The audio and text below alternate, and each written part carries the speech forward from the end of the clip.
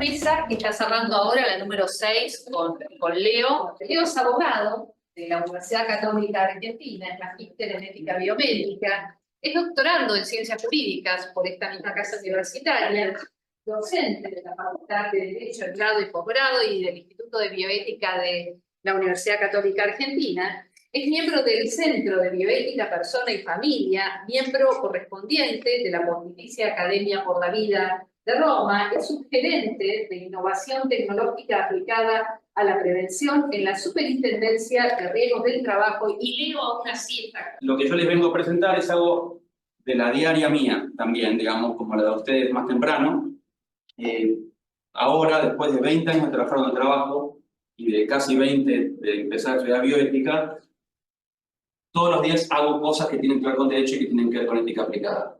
Hasta hace poco era dos ámbitos totalmente diferentes. Yo forzaba, pero cuando hablaba de edición genética, lo hacía en el ámbito de las clases, lo hacía haciendo una investigación, escribiendo, discutiendo un proyecto de ley, pero no tenía nada que ver con lo que yo hacía 8, 9, 10, 2 horas por día en la oficina, donde me pagan el sueldo. Entonces, mi trabajo formal y mi trabajo accesorio, vamos a decir, no tanto por dedicación, por ahí sí, más por las consecuencias que se derivan del trabajo, no tenían conexión. Ahora sí, ahora mi trabajo está en el ámbito de la superintendencia, que es un órgano muy pequeño para los estándares del Estado argentino, que no se financia con fondos públicos, tiene una cantidad de características que lo tornan no tan típicamente estatal.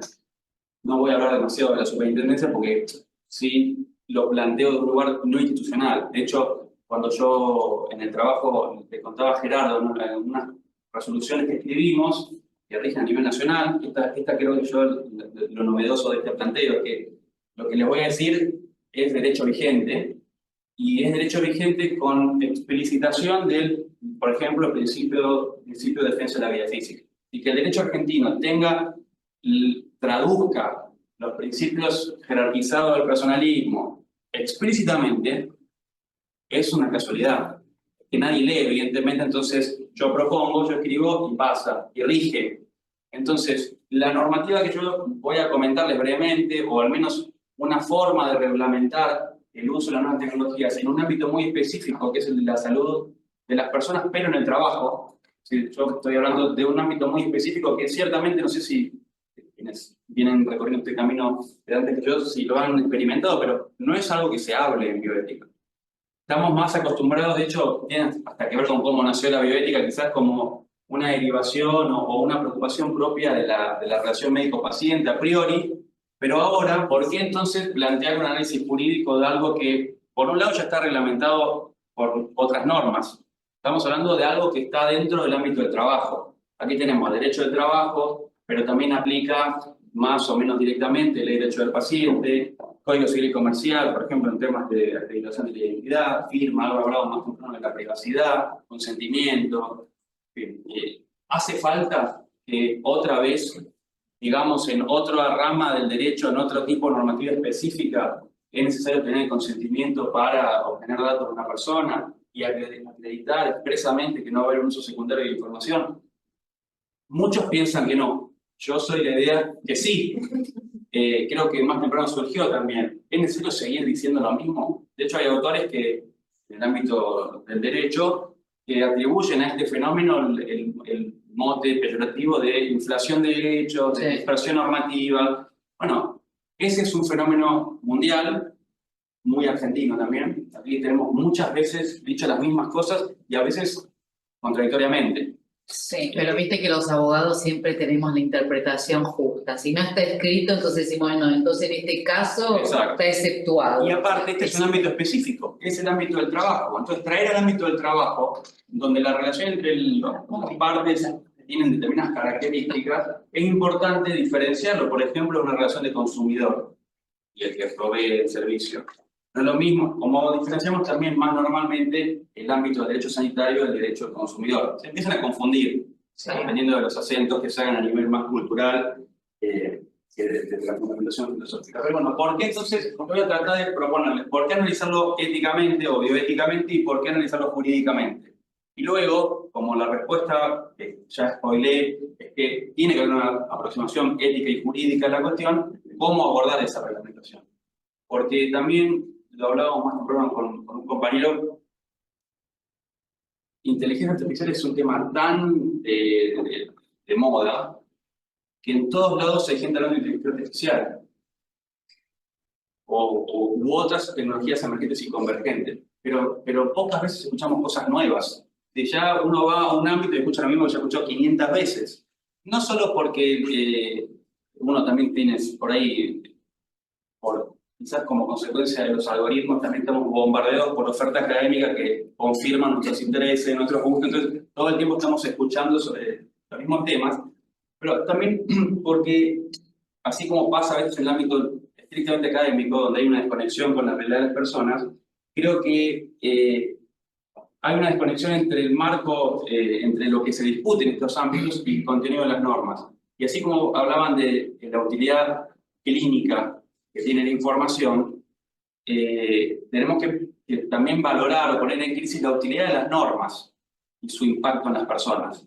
Porque ahí sí concedo que no necesariamente mayor cantidad de regulaciones supone mayor solución de problemas para la gente, para las cosas diarias.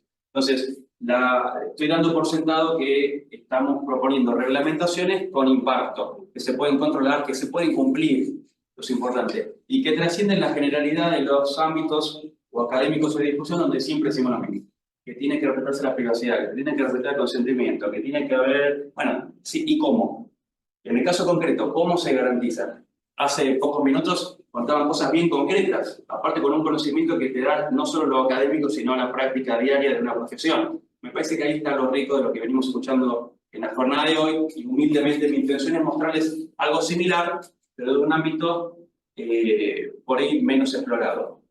¿Por qué analizarlo bioéticamente? La oportunidad que tenemos para aproximarnos a esto bioéticamente es un concepto muy criticado, de bioética global, criticado o comentado como algo virtuoso o como algo no tan virtuoso. Yo voy a obviar ahora mis posiciones específicas respecto al tema, pero me pareció interesante destacar, pobres quienes usaron algún video de hecho conmigo, porque esto en todos lados, para mí yo como que lo tengo muy presente, pero bioética global se lo ha entendido, según yo he podido relevar, como tres cosas distintas. Global en el sentido de reconocer que hay un impacto planetario de determinadas problemáticas, típicamente clínicas o epidemiológicas, como puede ser la problemática del COVID o la que conversamos más temprano, por ejemplo, el impacto ambiental, dengue. También globalidad asociada a cierta pretensión de reglamentar universalmente estas problemáticas. Yo pongo entre paréntesis UNESCO, ese fue de hecho mi tema de tesis en la maestría y en la UCA. En su momento era analizar si era factible una lectura personalista de una propuesta reglamentaria universal con todo lo que implica que sea UNESCO, en términos de principio, de fundamentación, etc. Y finalmente, una tercera acepción del término bioética global se asocia a la doctrina de Francisco, podríamos decir. Laudato Si, y toda la explicitación de que todo está conectado. Y de algún modo también la apertura, más bien explícita, a que desde la bioética tienen que abordarse cuestiones que son, o que eran, clásicamente de ética social, de ética ambiental. Entonces, de golpe, todo se convirtió en bioética. Yo aquí, quizás de este modo, estoy... La autopsia es un instrumento súper rico que habría que analizar con otra profundidad, pero a mí este es el argumento o la acepción del concepto de bioética global que me permite abordar más explícitamente una problemática que, por lo demás, si no fuera por esto, nada tendría que ver con nosotros. Se podría analizar sencillamente desde la perspectiva del derecho laboral, por ejemplo, o el derecho administrativo, que es la rama del derecho que aplico en mi trabajo. Entonces, ¿por qué analizar éticamente el impacto de las tecnologías emergentes, entre otras inteligencia artificial, de la bioética? Primero, porque en efecto hay un impacto global de estas tecnologías en la vida y en la cotidianidad de todas las personas. Por otro lado, porque ya empiezan a haber reglamentaciones o propuestas de reglamentaciones regionales, nacionales, regionales y planetarias estas cuestiones. Yo destaco Unión Europea, que quizás fue una a nivel regional de los primeros ámbitos donde se empezó a proponer normativa, la OCDE, con una impronta por un poco más centrada en lo comercial, pero de todos modos ofreciendo pautas para que los estados reglamenten de modo uniforme en todo el planeta determinadas utilidades vinculadas a la inteligencia artificial. Y por otro lado, porque es indudable que estas nuevas tecnologías tienen un impacto en el ámbito del trabajo. Cuando yo elegí titular esto Innovación Tecnológica y Salud Laboral, una opción metodológica, digamos. Se podría haber puesto de otro modo un poco más amplio. Cuando hablo de salud, en este caso hablo de salud, hablo de higiene y seguridad en el trabajo. Entonces, hay una cantidad de tecnologías que hoy, algo que queremos más adelante, que tienen un uso diario en Argentina. Ni hablar en otros ámbitos, hay mayor desarrollo económico y otra potencia tecnológica. Ya en Argentina tenemos sensores de fatiga en los vehículos para prevenir accidentes, no sé, miden velocidad de parpadeo, movimiento de la cabeza, gestos, si está fumando, si estoy usando el celular, dispara una cantidad de acciones. Esto es en general una combinación de dispositivos que captan imagen y sonido, o captan alguna condición ambiental, anemómetro, barómetro, y luego son, como estos son en realidad dispositivos que captan datos, luego la potencia, lo adicional, lo nuevo está vinculado por la capacidad de análisis por inteligencia artificial, que arroja una cantidad de resultados, una combinación de factores muy superior a lo que podemos hacer humanamente. Esto ya existe, luego les puedo contar algunas experiencias que estamos haciendo ahora, en litio, en petróleo, en automotriz, bueno, energía eólica, en la construcción, aquí en la cancha de Río, vieron que no sé si conocen, este proyecto de Onda es un proyecto enorme, creo que es el metro cuadrado más caro de Argentina, por lo tanto las empresas que están trabajando tienen un estándar de seguridad alto, no perfecto, pero alto. Y tienen dispositivos que son muy cercanos a lo que muchos leemos en ciencia ficción o leíamos en ciencia ficción. Ya existe. ¿Y cuál es el tema? El derecho que hoy, de algún modo, conduce esta cuestión, no aborda la particularidad de este ámbito específico. Donde, insisto, no hay un paciente, donde no hay un consumidor, donde hay una persona trabajando. Entonces esto, imagínense encima la cultura argentina, ¿no? Con todo lo que implica en términos de discurso, hablar del trabajador. Entonces yo, obviando cualquier posicionamiento ideológico, voy a conceder que el trabajador a priori es un sujeto que está en desventaja en relación con el sujeto que lo emplea. Digo a priori, después habrá que analizar caso a caso, habrá que analizar abusos, habrá que analizar otras cuestiones más de hecho. Pero en términos jurídicos, todo el andamiaje del derecho laboral o del derecho público que tiene impacto en el ámbito laboral está basado en la convicción de que hay uno más débil y uno más fuerte. Entonces, en ese contexto específico, el uso de determinadas herramientas que parecieran tender a cuidar la vida y la salud del trabajador también pueden tener otra utilidad, ya no tan fácilmente, digamos, acordable. Digamos. No sé si están todos tan de acuerdo con que me miren mientras estoy trabajando, que alguien me esté analizando los gestos, o si estoy fumando o no estoy fumando. La línea entre la información sensible y la información, no sé si de bien común o de orden público, que se toma solo a los efectos de proteger un bien que es superior al acuerdo de las partes, vida, salud y trabajo, es un tema difícil de determinar. Entonces, aquí algunas citas de Laudato Si que yo les comentaba, evaluar los efectos de las nuevas tecnologías en las relaciones laborales, analizar de modo integral el modo de incidir en la calidad de las personas y sobre todo esto de que en todo superior a la parte que tiene no solo luego una aplicación concreta, por ejemplo, si analizamos la problemática del principio de totalidad o terapéutico del personalismo, sino en el sentido de que la problemática de la persona que trabaja es parte de un todo que desde encima del personalismo vuelve sobre la convicción que comentaba Brian más temprano de que en el centro está la persona. Entonces, me dio la sensación de que era muy natural linkear todo este marco teórico con los fines del sistema de riesgo de trabajo argentino. El sistema de riesgo de trabajo es un sistema, ahora no voy a hablar de seguridad social porque ahí sí lo voy a perder definitivamente a todos, pero es un marco normativo muy robusto, que está básicamente contenido por dos leyes muy grandes, que rigen muy extensas, una de la década del 70, otra de la década del 90, muy complementadas, es decir, son dos normas marco, la 19.587 y la 24.557, que tienen otras leyes complementarias y un montón de normas reglamentarias. Es decir, explicar por qué o de dónde sale que la salud, la vida y el trabajo son los valores fundamentales del sistema sería extenso. Yo escribí esto de un modo más ordenado, después lo voy a poner a discusión si quieren, donde explico por qué, o grafico, de qué partes de todo este plexo normativo muy robusto y un poco oscuro, porque no nos forman en este sistema los abogados, ¿sí? Nos recibimos sin saber de qué trabajo. Yo me recibí de abogado y cuando rendí laboral, como no me habían dado riesgo de trabajo, yo ya trabajaba donde trabajo, me había ido bien, la cursada, el profesor me dijo, elegí un tema. Voy a hablar de riesgo de trabajo. Dice, buenísimo, dice, porque no sé nada, me dijo el profesor. Se quedó escuchando, como yo le explicaba.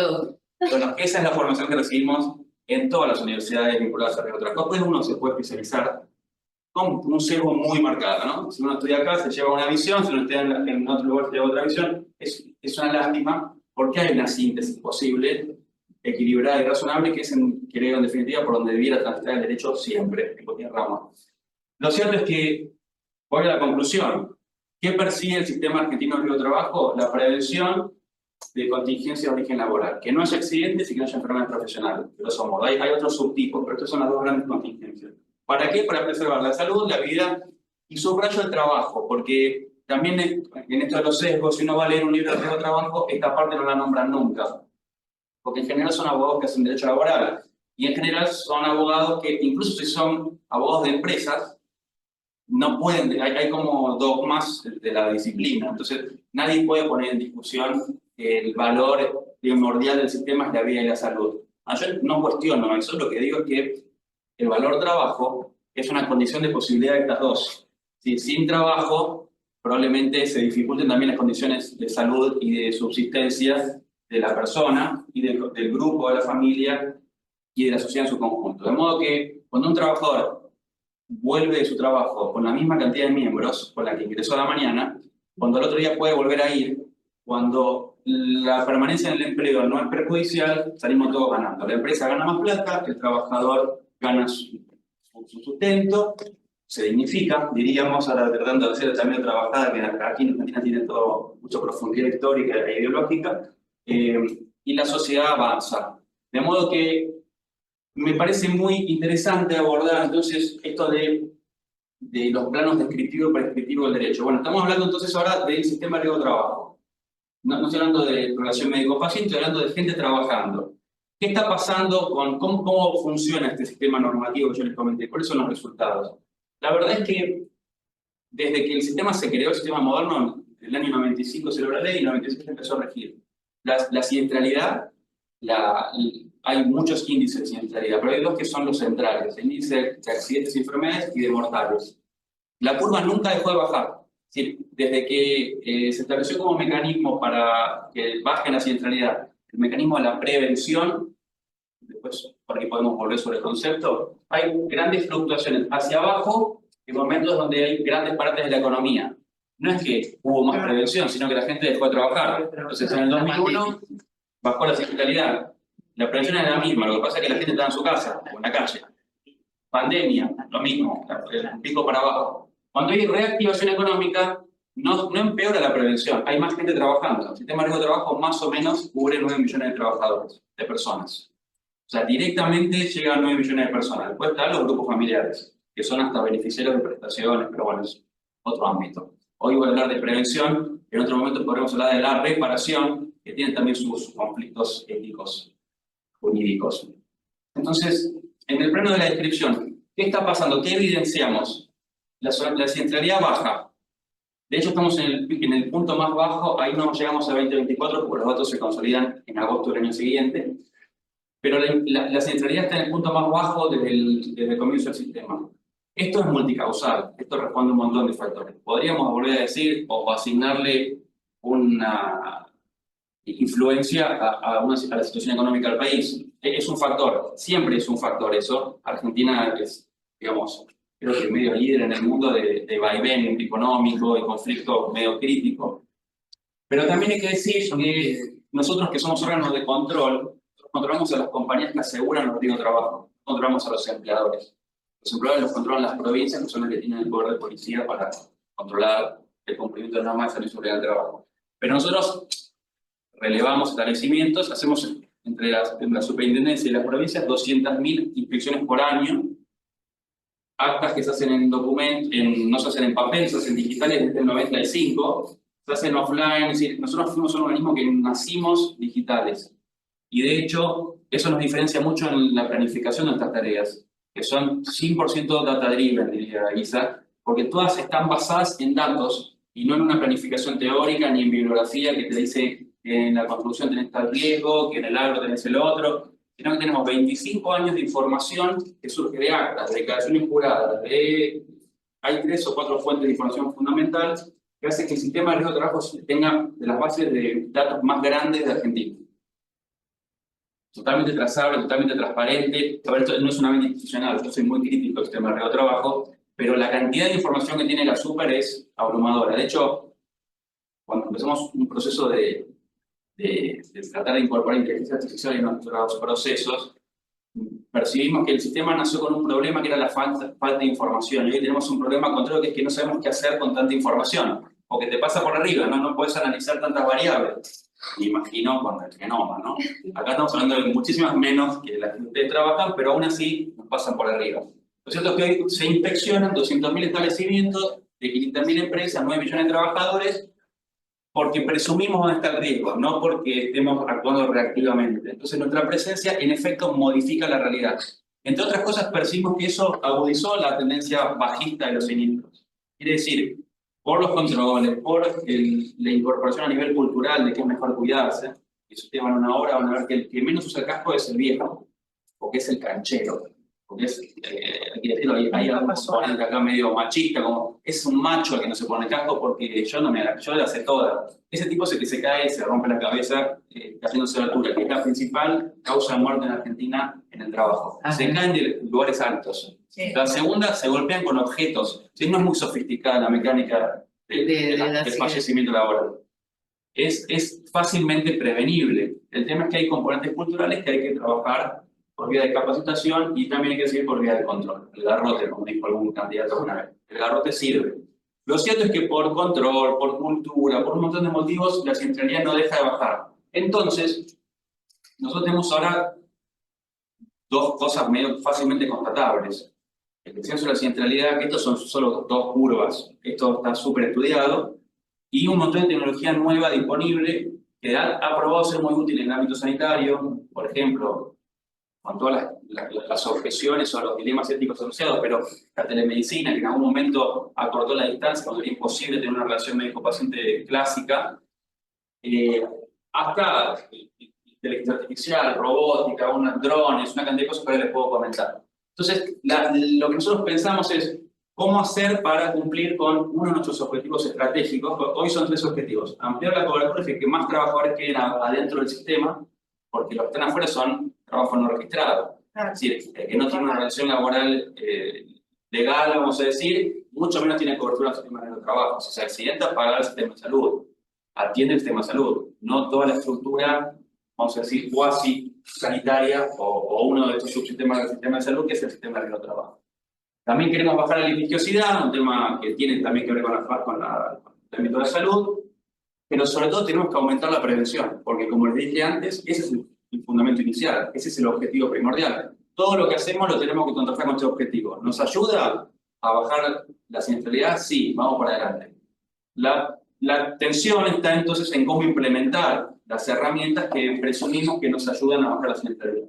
Entonces, venimos teniendo que la innovación, es decir, incorporar tecnología emergente en nuestros procesos, sea órgano de control, sea empleador, que es el principal obligado a cumplir las normas, sea trabajador, que es el que tiene que también, en virtud del principio de libertad y responsabilidad, también tiene que cumplir, tiene que poner el casco, tiene que recibir la capacitación, se tiene que capacitar de verdad, no solo estar un rato y firmar una planilla, sino tratar de entrar en un diálogo con quien está capacitado. En definitiva, tiene que poner su parte. La RT, las compañías de seguro de otra naturaleza, las mutuas, todas tienen algo que hacer en materia de prevención. Entonces, ¿cómo hacer para que la tecnología se pueda implementar? Nosotros entendemos que esto es un imperativo, es obligatorio explorar este camino. No significa que tenga que incorporarse sí o sí, sino que hay que probar los méritos que tiene para crear a la gente. Si no, estaremos nuevamente invirtiendo los objetivos, poniendo la innovación por encima del cuidado de la vida de los trabajadores o de las personas. Entonces, más o menos hasta acá vamos. Sí, sí. Lo que quiero plantear es que están los optimistas de tecnología que subestiman todos los riesgos asociados, y están los tecnopesimistas, para ponerle algún nombre, que te dicen que no a todo. Bueno, como en todo, hay un equilibrio. Hoy estamos viendo utilidades concretas que ameritan y que nos alarman de antemano y nos llaman la atención para establecer mecanismos, reglamentaciones, capacitaciones específicas que nos den elementos para conducir la tecnología. De hecho, para usar la herramienta, y no, como se ha dicho en algún momento del día, que la herramienta nos pase por encima como un poco, ¿verdad? Entonces, ¿cómo abordar jurídicamente esto? Entonces, venimos de la descripción, ahora pasamos a la prescripción. Y en este plano, Graciela una vez me retó, porque estaba por hablar en un ámbito que yo pensaba que no tenía que estar, porque como digo siempre, yo convivo con el síndrome del impostor. Yo nunca quiero que me merezca lo que me pasa, pero como sé que está pasando eso, convivo con el síndrome del impostor, digamos, siempre estoy incómodo, pero voy para adelante. Ahora, a pesar de eso, y de que Graciela dice que nunca tengo que decir que no sé las cosas, ahora sí me agrando y digo, esto creo que nunca se dice. La parte de la prescripción en general no llega. Entonces, sabemos que la siniestralidad baja, sabemos que el objetivo es cuidar la vida de las personas, sabemos que hay tecnología que presumimos que nos puede ayudar a bajar o a lograr ese objetivo. ¿Cómo hacerlo? Yo creo que hay que regularlo explícitamente. Esto parece fácil de conseguir, pero si vamos a los libros, está repartido. Hace poquito salió un artículo de Gil Domínguez, un nacionalista que es un tipo influyente, muy a priori, digamos, no tan afín con mis posiciones sobre las cuestiones, pero es un tipo que escribe, que se lee. Y él habla de los posibles enfoques jurídicos de la inteligencia artificial, es decir, cómo se podría regular. Y él está describiendo, de todas formas está tomando posición, pero habla de que hay tres formas distintas de abordarlo, y lo que a mí me importa es que todas esas tres posiciones implican no hacer nada. Y si yo veo un mapa del mundo de cómo está regulándose la inteligencia artificial, o qué posición adoptan los países respecto de si hay que regular o no regular, está bastante plural. Hay una tendencia a querer regular, Sí. Todavía en un plano muy superficial, todos dicen un poco lo mismo, y ahí estamos todos copiándonos entre todos, pero no hay una regulación, creo yo, superadora. Quizás porque estamos todavía un poco abrumados. No, simplemente porque es así, no la hay. No la hay. No, También, el Consejo Ni el Consejo de Europa que son restrictivos. Y hay Right Act de Europa, no hay, es todo soft law, te implementas, que es lo que estás analizando. quizás, y un poco después lo voy a tratar de incorporar, porque la tecnología cambia todos los días. Entonces, lo que es seguro es que si lo vamos a abordar jurídicamente, lo tenemos que abordar desde una perspectiva distinta a la convencional. Los abogados estamos acostumbrados, como usted dijo, a ir a buscar en la norma lo que se puede y lo que no se puede hacer. Está todo basado en casuística. Entonces, hay una lista de lo que se puede hacer y lo que es ilícito. Si después le asignamos una consecuencia penal, criminal... Si no dice nada, no está prohibido. Y si no está, bueno, eso es algo que hoy está un poco en crisis y exige el derecho una mirada diferente. Y me parece bien que cuando todo cambia, el derecho también trate de cambiar. No se trata de legitimar las nuevas alternativas porque sí, porque pasan, porque eso también es una toma de posición. Nosotros, bueno, yo generalizo, pero en la UCA, yo adscribo al personalismo ontológicamente fundado, estoy parado en el cognitivismo y para mí está lo que está bien y lo que está mal y lo puedo justificar racionalmente y me puedo equivocar, pero esa es la búsqueda, digamos, en eso estamos acá. Por lo tanto, eso de legitimar las cosas porque pasan, no nos parece muy consistente con una posición seria de nuestra mirada. Entonces, regular, sí, la pregunta es cómo. Nosotros estamos abordando, ahora sí hablo un poco de la superintendencia, estamos regulando de modo potestativo, ¿sí? Estamos diciéndole a los obligados, que son en general empleadores y ARTs, pero las normas tienen, dependiendo de la norma, distinto destinatario. Estamos diciendo, se puede incorporar tecnología, ahora estoy siendo muy genérico, después les puedo poner algún ejemplo específico, por ejemplo, pueden incorporar constancias digitales de visitas. Si una RT puede visitar un establecimiento que está a 4.000 metros, me pasó hace un mes, me tuve que ir a un campamento de litio en Salta, y a mí me llevó una empresa en avión. Entonces llegué en 40 minutos, pero si no, tardás 14 horas en llegar al campamento, con la posibilidad de estar apunado y estar 3 días descompuesto, y de casualidad, mientras tanto a mí me están, si soy, por ejemplo, un promotor de la RT, me pagan por visita. Estar 4 días descompuesto a 4.000 metros, en vez de ir a recorrer kioscos por el microcentro, no me conviene. O sea, hay un incentivo de ir a visitar más lugares. Entonces nosotros habilitamos a que se puedan cumplir obligaciones en determinados contextos muy limitados, mediante tecnología que permite, entre otras cosas, acortar distancia, acortar tiempo y no perder ni información, y bueno, y con una cantidad de garantías de que lo que estamos viendo como órgano de control es lo que vio la persona, no otra cosa. Pero no todos pueden cumplir con ese estándar tecnológico. Yo no le puedo decir a las empresas digitalicen todas sus constancias. Hoy hay la principal vía de intercambio de información en el sistema de trabajo es el empleador declara bajo juramento un montón de cosas que están en normas. Todo encima del sistema de trabajo tiene siglas, el RGRL, el LTE, bueno, cancerígenos, todo que se llama SBCC, no es cancerígeno, sino se llama SBCC, todo se declara a la RT y la RT se le informa a la superintendencia. Entonces eso nutre nuestro registro, grosso modo. Ahora, las normas se escribieron en el 96 y establecían que había que imprimir, el RGRL son 500 hojas, literal, cada hoja tiene de principio a fin renglones donde hay que poner sí, no, no aplica, sí, no, no aplica. Infumable, imposible de cumplir. Entonces, ¿qué teníamos? Datos viciados. ¿Por qué? Porque se firmaba todo no, todo sí, todo no aplica, y luego si el reglamento general de riesgos laborales no estaba bien hecho, muy difícilmente ibas a poder adoptar una medida preventiva posterior ajustada a los riesgos que de verdad tenés en el establecimiento. Cancerígenos lo mismo. Cancerígenos antes había que firmar así. La que piden en general era para establecimientos industriales, pero los hospitales manejan reactivos. Los hospitales, cancerígenos, creo que la superintendencia y los hospitales tienen una negación y una disociación. Somos lo que estamos en los Creo que no están nada relacionado a esto. No. Y las manejamos y no nos reconocen No, a ver, el empleador tiene obligación de declarar los agentes, estoy hablando ya de otra cosa, pero contesto la pregunta. Los empleadores están obligados a declarar los agentes de riesgo presentes en cada establecimiento según la 19.517. En todo lugar donde hay un trabajador. Sí, son todos, pero... Todo. En un hospital, una presunción de riesgo biológico, riesgo químico, un montón de riesgos que no están en una planta industrial, por ejemplo. El cancerígeno naturalmente está recontra vinculado a los ámbitos sanitarios. Después podemos profundizar, incluso yo después les doy tips para que se cumplan las normas en sus lugares. Porque nosotros somos un organismo que en Argentina, yo trabajo en el Congreso, yo tengo 88 inspectores a cargo, no 2 millones. Entonces, el cumplimiento también es en virtud de lo posible, pero hay que decir algo, está basado en la información. Entonces, y voy a pasar rápido esto porque no me puedo terminar. Si la información viene mal declarada, es muy probable, porque falta un curador de la información a nivel de estas declaraciones, puede ser el tema. Esto está muy asociado a figuras delictivas. La mala declaración, el incumplimiento de estas normas son figuras penales.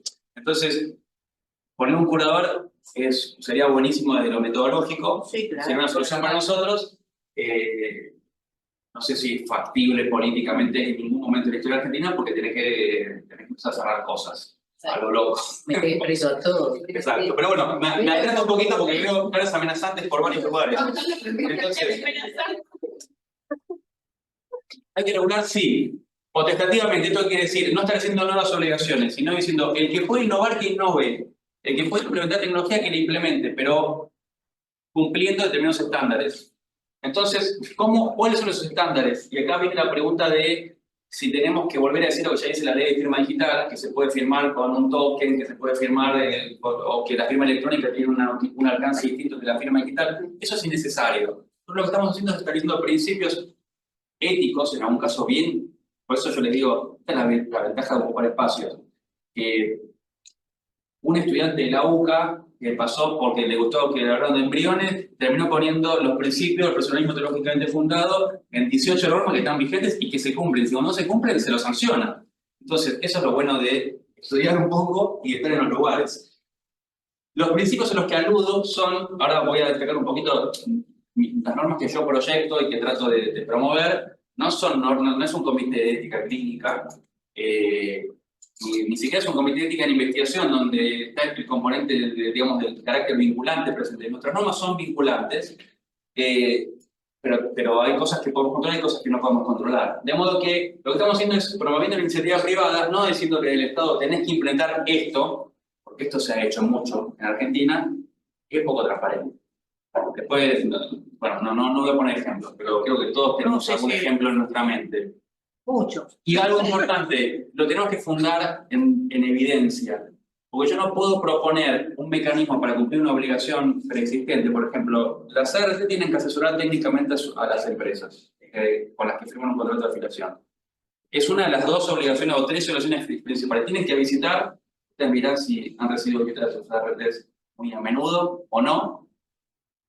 El empleador tiene que recibir asesoramiento técnico. ¿Por qué? Porque el ART no es una compañía de seguro nada más. Una compañía de seguro que está en un sistema de la seguridad social. Y que está ese componente, no solo porque eventualmente tiene que reparar las secuelas de un accidente o una enfermedad, sino porque el objetivo nuevamente es prevenir. Y para prevenir, uno está obligado a contratar un seguro en la Argentina. La obligación de disponer las medidas de prevención son del empleador, pero el empleador contrata un seguro especializado de que espera asesoramiento. Che, vos sos un hospital. Vos no me estás declarando hepatitis, pero vos manejás fluidos con sangre o lo que sea. Presumo que en ese asesoramiento ayudo, contribuyo a que el empleador pueda cumplir sus obligaciones. Hay un juego armónico entonces entre las obligaciones de todos. Entonces, nosotros en la búsqueda de no imponer una solución tecnológica para acelerar algún proceso, para tornarlo más eficiente, tenemos que ir a salir y probar. Hoy estamos en ese campo. Hace más o menos 5 años escribimos un libro muy pretencioso, el libro blanco de la prevención 4.0, es decir, acá está todo lo que hay para saber sobre el tema, se escribió hace 5 años, después cayó pandemia, empezamos a ver cómo salir de esa situación, y ahora estamos probando dispositivos específicos en industrias representativas, donde tenemos acuerdo de los gremios, de las empresas, donde no hay conflicto, de que te pongan una cámara y te firmen a ver si estás quedando dormido, porque en Vaca Muerta la gente se muere porque los caminos son malos o porque se quedan dormidos. No se mueren por mecánicas propias de la actividad petrolera, en general. Hay de los últimos 3 años hay 2 que se murieron hay 7 que se murieron en los caminos. Sí, y cuando uno indaga sobre las causas, hay grandes incógnitas, pero presumimos que por mal estado o por sueño. Entonces, hay mucho acuerdo de los actores de que esta tecnología, que en otros ámbitos puede percibirse como invasiva, aquí constituye una herramienta de preservación de la vida de salud del trabajador. Entonces está muy allanado el camino. ¿Qué se busca con esto? Entonces, ¿por qué diríamos que sí aprueba la tecnología, entre otras cosas, la inteligencia artificial en este ámbito? La posibilidad de ampliar sensorialmente a los agentes involucrados, un inspector, un servicio de higiene y seguridad, un médico laboral, un trabajador, un gremio, y aparte establecer políticas basadas en datos, muy superador de lo que normalmente se espera del Estado. ¿Principios? ¿Qué principios? Acá comento algunos que están contenidos en nuestras normas, pero principios más de tipo ético-jurídico, y luego estándares técnicos. ¿Cómo algo surgió más temprano? La norma tiene que abordar de dónde se registran, cómo se almacenan, quién accede, garantizar el control de órganos de control. Si no, estamos siempre hablando de generalidades que poco tienen que ver con el efectivo goce de los derechos de los trabajadores y de las empresas también.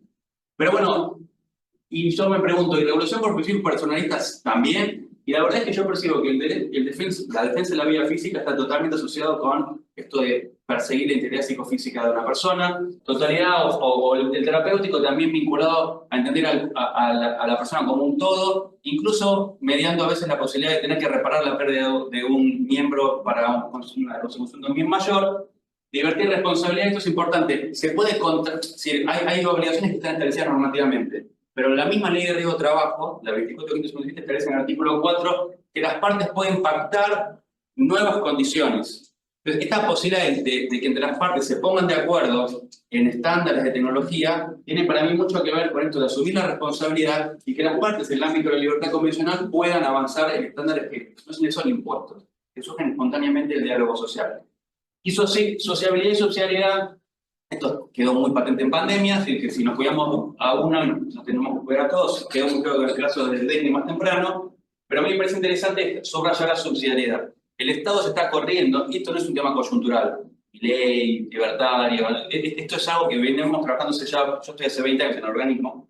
Subsidiariedad lo marco porque lo que se promueve es la iniciativa privada. Es decir, primero que el que más conoce el riesgo, que es el trabajador y la empresa, yo no le puedo decir desde el Congreso a la textil de Catamarca cómo prevenir los riesgos de su proceso, porque lo conocen mejor que yo. Entonces, promovemos que ellos insten la solución. Yo marqué la heurística del miedo con Asiana, pero se lo puede ver desde el principio precautorio, más de nuestra disciplina. Si percibimos que hay riesgos asociados que se vienen con nuevas tecnologías, tenemos que sí o sí pensar. La propuesta de Jonas en su momento, o de Jonas, era pensar en el futuro. Yo agrego el presente, porque estas tecnologías ya están, ya influyen, manipulamos todo nuestro patrimonio con esto, poniendo la cara, y nadie se calienta por nada. De modo que esto ya llegó, tenemos que pensar en estos dos ámbitos para subir responsablemente. Y ahora sí subrayo, y con esto termino, para prevenir las contingencias derivadas del trabajo, que es un ámbito donde yo invito a explorar, porque creo que es un campo muy fértil para todos nuestros trabajos.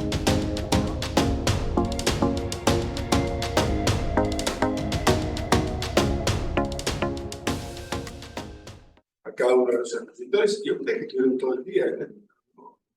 No es fácil estar todo el día atento, prestando atención.